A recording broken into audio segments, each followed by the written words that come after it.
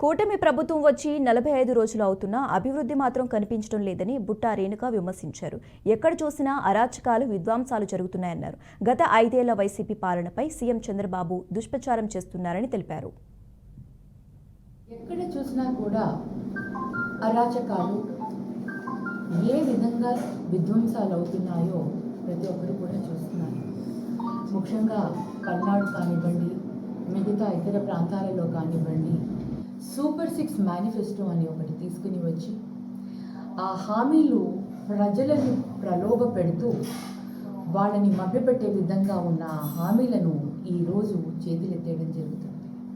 Assembly సాక్షిగా మొన్న అందరూ కూడా చంద్రబాబు నాయుడు దగ్గర నుంచి, నాదెళ్ల మనోహర్ గారి దగ్గర నుంచి మరి నారా లోకేష్ గారి దాకా ప్రతి ఒక్కరూ కూడా ఇప్పుడు ఈ సంక్షేమ పథకాలని అందించలేని పరిస్థితుల్లో ఉన్నాము అని చెప్పడం, ప్రతిదీ కూడా శ్వేతపత్రం అనే ఒక సాకు పత్రంతో, మీకు కూడా బాగా తెలుసు, కేవలం ఈ సంక్షేమ పథకాలను వాళ్ళు ఇవ్వలేని పరిస్థితుల్లో ఉన్నారు కాబట్టి, ఇవ్వకూడదు అని కూడా వాళ్ళు అనుకుంటున్నారు కాబట్టి ఒక సాకును చూపిస్తూ శ్వేత పత్రాలను రిలీజ్ చేస్తున్నారు.